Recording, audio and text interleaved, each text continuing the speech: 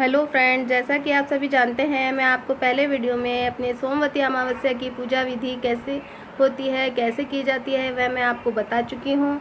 और अब मैं आपको इस वीडियो में अपनी एक कथा सुनाने जा रही हूँ, तो आप प्लीज़ उस कथा को सुनिए।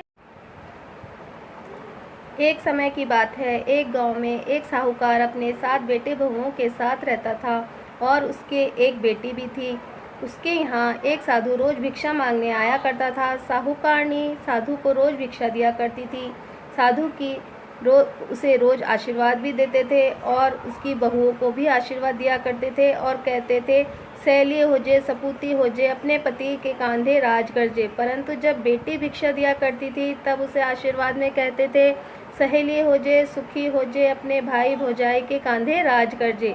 साहूकार की बेटी को यह अच्छा नहीं लगता था। एक दिन बेटी ने अपनी माँ से कहा कि साधु मुझे ऐसा आशीर्वाद क्यों देते हैं। तब माँ ने कहा कि कल जब वह आएंगे तब आशीर्वाद देंगे तो मैं पूछ लूँगी। अगले दिन जब साधु साहूकार जी के घर आते हैं तब बेटी भिक्षा देती है और वह आशीर्वाद में वही कहते हैं। तब साहूकारनी साधु से पूछती है कि आप उसे ऐसा आशीर्वाद क्यों देते हैं। तब साधु कहते हैं कि इसके भाग्य में पति का सुख नहीं है, इसलिए मैं उसे ऐसा आशीर्वाद देता हूँ। तब उसकी माँ ने पूछा कि इसका ऐसा कोई उपाय हो तो बताइए जिससे इसका विवाह हो सके। तो साधु ने अपने पोथी पुराण खोलकर देखे और उन्हें कहा कि तुम्हारी बेटी का विवाह हो सकता है और पति को लंबी उम्र का आशीर्वाद भी मिल सकता है, परंतु उसके लिए तुम्हें अपनी बेटी को 7 समुंदर पार करके सोना धोबन नाम की एक स्त्री का आशीर्वाद लेने जाना होगा। उसे अपनी बेटी के विवाह में न्योता देना होगा, तभी यह संभव हो सकता है। साहूकारनी ने यह बात सुनी तो अपने बेटों को बताई, परंतु उसके 6 बेटों ने तो जाने से इनकार कर दिया, परंतु एक बेटा तैयार हो गया। साहूकारनी पूछती है कि सोना धोबन रहती कहाँ है। तब साधु कहता है कि वह तो 7 समंदर पार रहती है। उसके बाद साहूकारनी ने अपने बेटे बेटी को वहां जाने के लिए रवाना कर दिया और दोनों समुद्र के पास पहुंच गए। वहां पेड़ के नीचे उन्होंने थोड़ा विश्राम करने का विचार किया और बैठ गए। तभी अचानक वहां पर एक सांप आकर पेड़ पर रखे घोंसले में किसी पक्षी के अंडों को देख रहा था और खाने की लालसा रख रहा था, परंतु उसकी बहन ने यह सब देखा और उसने भाई को कहा तो उसने उसे सांप को मार डाला। शाम होते होते वहाँ पर एक हंस का जोड़ा आया और उसने उनके अंडों को सुरक्षित पाकर बहुत खुश हुए। तभी वहाँ बैठे भाई बहन ने सब उन्हें बता दिया और हंस के जोड़े ने दोनों को अपनी पीठ पर बैठाकर समुद्र पार करा दिया। वहाँ पहुंचकर भाई बहन ने एक कमरा लिया और वहाँ रहने लगे। सोना धोबन का घर भी मिल गया था। उसकी बहन सोना धोबन के यहाँ रोज रात को जाती और सुबह तक काम किया करती और काम करके सुबह वापस लौट आती, परंतु बहुत दिनों तक ऐसा चलता रहा। एक दिन सोना धोबन ने अपनी बहुओं से पूछा कि आजकल तुम्हारी लड़ाई झगड़े की आवाज़ क्यों नहीं आती। तब सब ने कहा कि हमें सारा काम किया हुआ मिल जाता है तो हम आपस में क्यों झगड़ें। फिर सोना धोबन ने सोचा कि ऐसा कौन कर सकता है। तब उसके मन में विचार आया कि क्यों ना मैं आज रात जाग कर यह पता लगाऊं। तो वह रात में जागती रही, परंतु जब वह लड़की काम करने आई तब तक उसकी आंख लग चुकी थी, तो उसने उसका पता उसे नहीं लग पाया।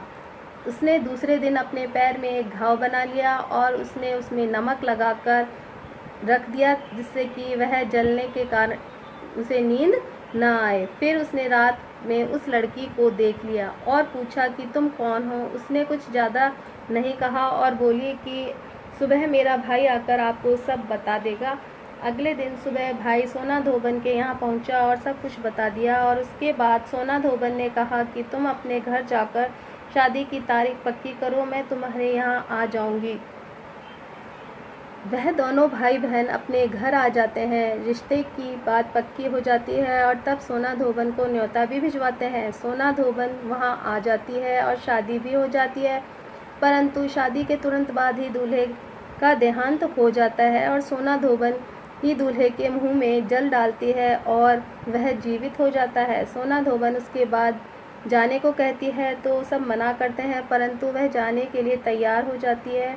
फिर साहूकार की पत्नी उसको विदा में बहुत सारा सामान भेंट करती है, परंतु वह उसमें से कुछ भी नहीं ले जाती। वह तो चंवरी में से एक मटकी को ले जाने को कहती है। चंवरी जो हम उसे कहते हैं जो शादी के मंडप में हम जो अपना कलश रखते हैं उसे कहा जाता है, और वह ले जाती है। वह समुद्र के किनारे पहुंचती है तो उसे याद आता है कि आज तो सोमवती अमावस्या है, और वह हर बार कुछ ना कुछ 108 वस्तुओं का दान करती आई है, परंतु इस बार उसके पास कुछ नहीं होता। परंतु वह जो मटकी चंवरी के रूप में वहाँ लाती है उसे साहूकार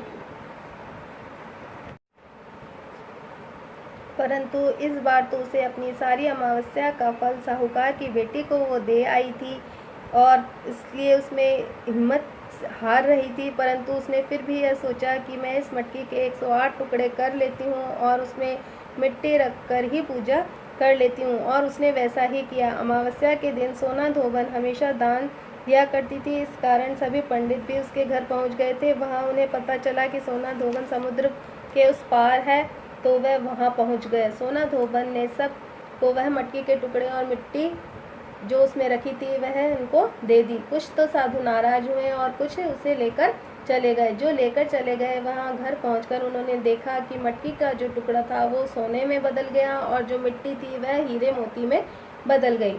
तो जो नहीं ले गए वह बहुत पछताए, परंतु अब क्या हो जब चिड़िया चुग गई खेत। उसके बाद सोना धोबन अपने घर पहुंचती है तो देखती है कि उसका पति मर चुका होता है, परंतु जब वह जा रही थी तब वो कह गई थी कि मेरे पीछे से अगर कुछ हो तो उसको वैसे के वैसा ही रहने देना, किसी से कुछ छूना नहीं, किसी से कुछ कहना नहीं। तब सोना धोबन अपने हाथ में जल लेकर अपने पति के मुंह में जल डालते हुए कहती है कि आज तक की सारी अमावस्या का फल तो मैंने साहूकार की बेटी को मैं दे आई हूँ, और आज यह अमावस्या का व्रत मेरे पति के लिए है। अगर मैंने श्रद्धा और विश्वास से यह व्रत किए हैं तो मेरे पति को आज मुझे लौटा दो। यह कहकर पति के मुंह में जल डाल देती है। उसका पति जीवित हो जाता है। हे सोमवती अमावस्या माता, जिस प्रकार आपने सोना धोबन के पति को उसे लौटाया, उसी प्रकार से सभी के पति पर कृपा बनाए रखना। उसी श्रद्धा और विश्वास के साथ अपनी मैं कथा को समाप्त करती हूँ। नमस्कार। अगर आपको मेरी ये कथा अच्छी लगे तो प्लीज़ आप मेरे इस वीडियो को लाइक करें, शेयर करें और सब्सक्राइब करें और कमेंट करके बताएं। धन्यवाद।